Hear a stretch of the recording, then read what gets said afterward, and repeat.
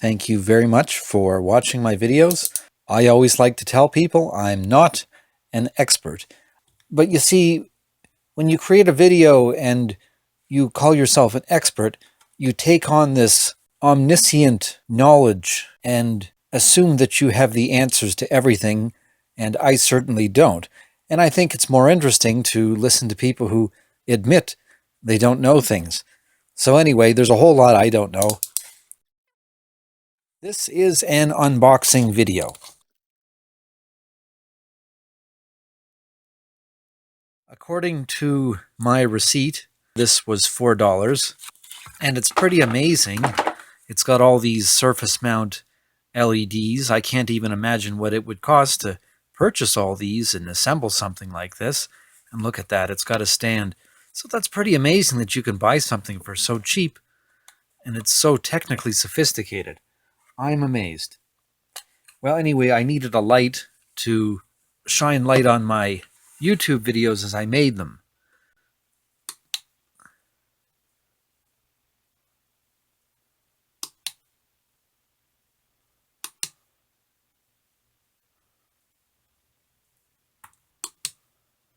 So that's pretty cool, all for $4. The only thing I want to do with it is swap out the batteries and add my own power jack so I can power it externally with a power supply. So I may go tearing it apart, and I'll do that off camera. Well, maybe not off camera. Hold on. The battery pack, batteries open just like that. And these look pretty fresh, so I mean, for $4 you can buy 3 batteries. This is a good deal. Off camera, I might have to do some math and some figuring as to how these batteries were configured. I think it's configured end to end, despite the fact that there are 3 in a row. So I think it's 3 AAAs in series, but I could be wrong. For $4, let's just take it apart.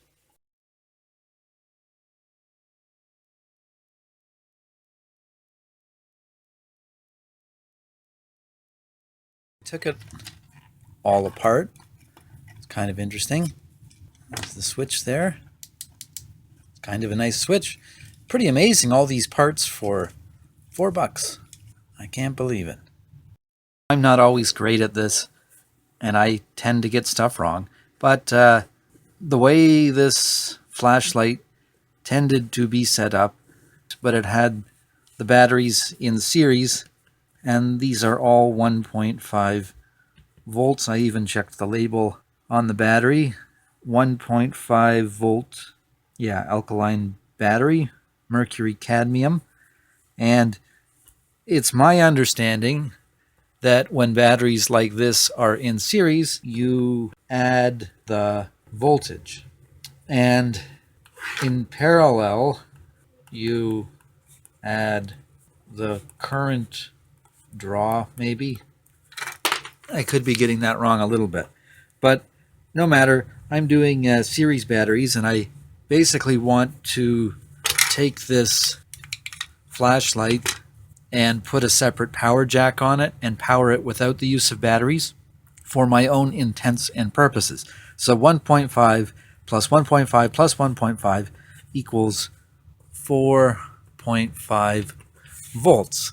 I'm wondering whether I could just hook this up to a 5-volt supply and 5-volt regulator and it's fine, or whether that would actually damage the LEDs. I don't know what the design capability of the LEDs are.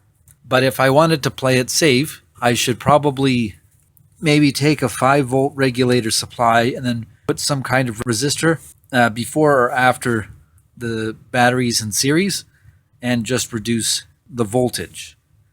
And I guess I should use Ohm's law to figure out how to achieve 4.5 volts and then determine what resistor value I need, but I might just do it through experimentation and a multimeter. All right, so I've been playing around with my benchtop power supply to figure out how this is all hooked up, and it's fairly simple. So this is like a 3-position selector switch. So far as I can tell, it toggles through 1, 2, and 3 supply positions. And this is the positive in. So here's the power, the positive going in, and you can select by pushing the button which path you want the power to go out, 1, 2, or 3. And the ground is here. And so on the board, there's a single ground going back here.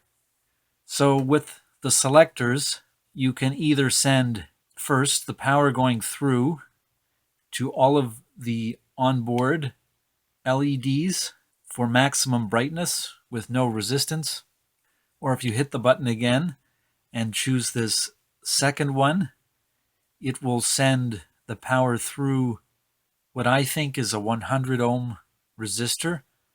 I maybe should check that with a multimeter. Or if you push the button again, it'll send the power on this path through this blue line into this separate LED up here. So this is pretty cool. I think I might clip this off, give it a label, and put it in my parts drawer so I can use this separately. I haven't fully discussed the project I want to use this in. All I basically want to do is add a separate power jack, maybe a selector. I'm not sure what I'm going to do yet. It might be nice, maybe a potentiometer, and I can adjust the brightness. That'd be neat. Maybe a 1K potentiometer. Not sure. So, again, this is power. This is ground. I guess you can select the different settings. I take it that might be the first setting with no resistance. And that's a little dimmer, so that's probably through the 100 ohm resistor.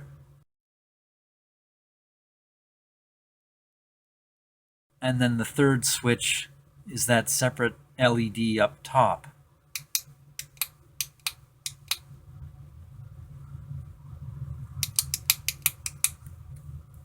Well, I'll reduce the current limit, and I figured this should be good for 4.5 volts. So I'm going to give that a test.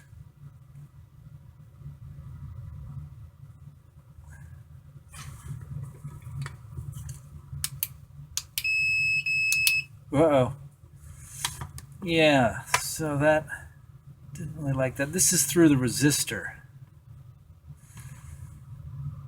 Okay, I went right up to 5 volts. A little scared of doing that. I put the current limit all the way down. There's 4.5 volts. Do I dare hit the...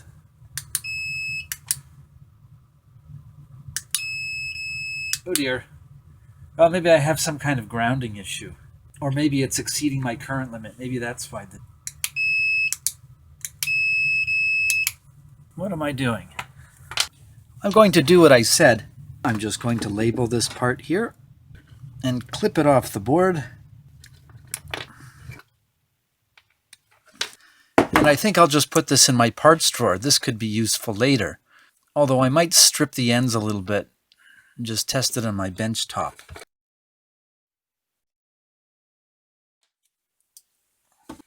Okay, I'll start out by reducing the voltage. This one's probably the power, the blue one. I guess it is a diode, right? LEDs. So the forward breakover voltage, or the threshold voltage, whatever you call that, seems to begin happening around 2.5 volts. And apparently this is capable of 4.5 volts. So something's happening after about 3.7 volts. I'll reduce the current limit. I turned all the way down on my power supply.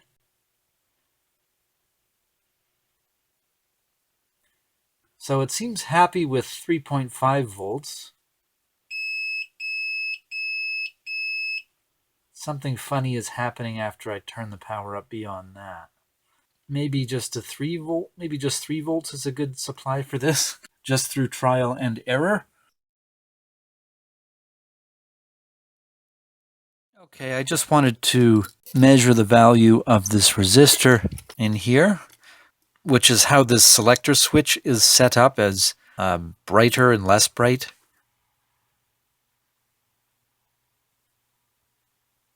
So I learned something because the resistor part number has a number 100 printed on it, but I suppose the value is only about 12 ohms. And I'll consider that in designing my project. All right, just to recap, as I mentioned, this has a 3-position selector switch. Actually 4 positions if you consider that off is another position. Currently it's set on the first position, so the power is being sent through with no resistance to the LEDs.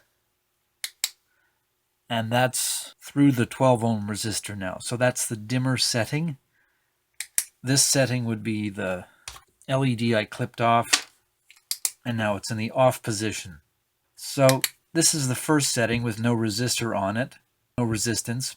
And I wanted to test if I can turn the power supply, the benchtop power supply, up to 4.5 volts slowly, just to see what would happen.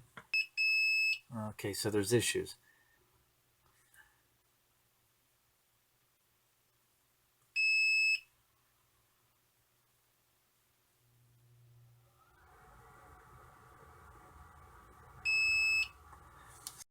All right, so I'm not using my benchtop power supply.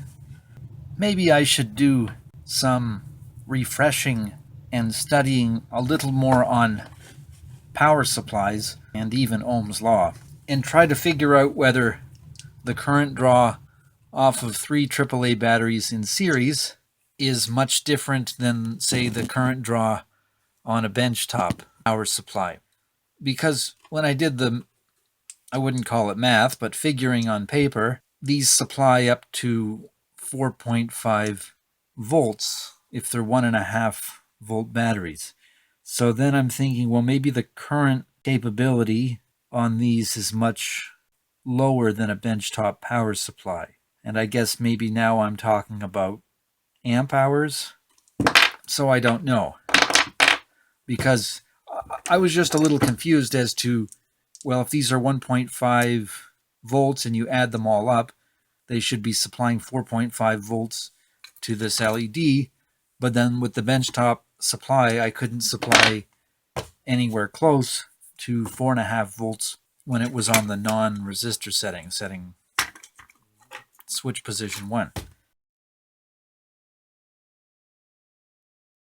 So anyway, the current switch position is set to go through this 12 ohm resistor. So I thought, well, what happens if I use a voltage regulator? This is a 7805 little circuit I built. So that's 5 volts. Anything get hot? Thing's really hot. Oh, a little bit warm over down here. This would start to get really hot after a while. But maybe the heat dissipates through all these LEDs. I don't know. Okay, what I'm thinking now is that really when I design this, I can maybe design it so that a 5 volt power supply can plug into it because it seems to handle it no problem. And maybe I might put a resistor in the circuit as well. Well, what I was hoping to do is power this with something I could plug into the wall. And I think this will do the trick. Input is the regular wall 120 volt 60 hertz AC, and then the output is 4.5 volts 600 milliamps. I don't know. I'm going to have to go about experimenting. I may need a potentiometer. I was thinking about adding a 5 volt regulator, but that's out of the question now that I found this. This might work. The first step is to whoops, because I don't have a socket for this. Okay, so upon testing this, it seems that this is putting out more than 4.5 volts. Oops, backwards. It's putting out almost 8 volts. So maybe I will use the voltage regulator. Okay, well, things are a mess of wires here, but I have this hooked up to the 5-volt regulator, which I built months ago. And watch your eyes. So that seems to work pretty well. That's a nice brightness. I think I like that. So I'll reassemble the whole thing. All right, this is just a video quickly at the end here to show that this does work. I had to cut the battery tray out to accommodate 5-volt regulator circuit inside, which I contact cemented to the PCB board. And yeah, so there it is. And I will just plug it in and turn the power on. There it is. There's a magnet on the back, so I can stick it to things.